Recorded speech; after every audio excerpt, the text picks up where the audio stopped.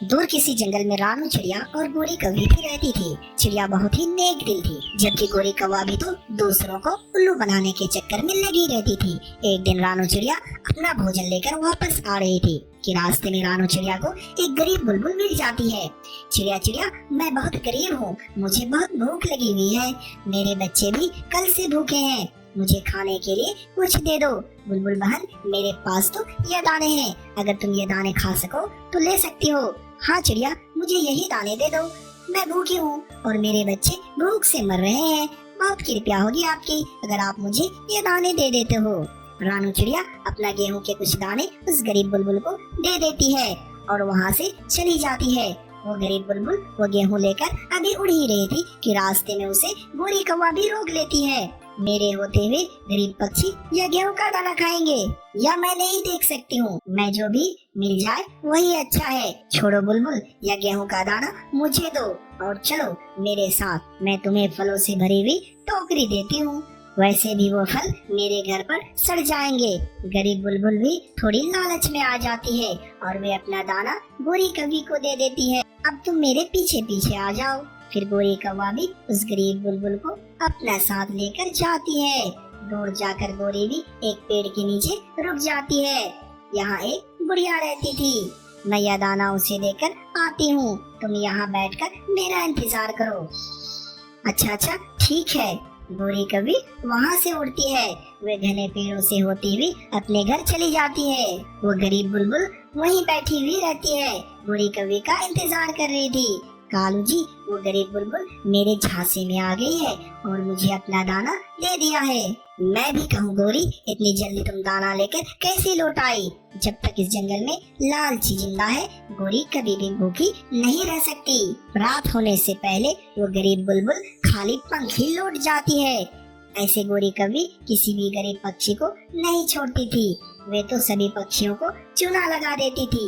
एक दिन गोरी कौवी अपने घर से थोड़ी दूर बैठी हुई थी, वहाँ एक कौवी आ जाती है। मेरा नाम स्वीटी है, क्या मैं थोड़ी देर आराम कर सकता हूँ यहाँ? हाँ हाँ, क्यों नहीं, मगर तुम्हारी इस थैली में क्या है, जरा आहिस्ता बोलो। मेरी इस पोटली में खजाना है, मैं खजाना दूसरे जंगल से लूट कर लाई हूँ। खजाने का नाम सुनकर गोरी कौवी की आंखें तो खुली की खुली रह जाती है। स्वीटी, जरा दिखाओ तो मैं भी देखूं कि ये खजाना कैसा होता है, मैंने अपनी जिंदगी में आज तक खजाना नहीं देखी है। इस पोटली में सोना चांदी और हीरे हैं, सभी कीमती चीजें हैं, लेकिन अब मैं यह बोझ उठाकर आगे नहीं जा सकती, सोच रही हूँ इसे यही रास्ते में बेच दूं। कैसे बेचूंगी यह खजाना?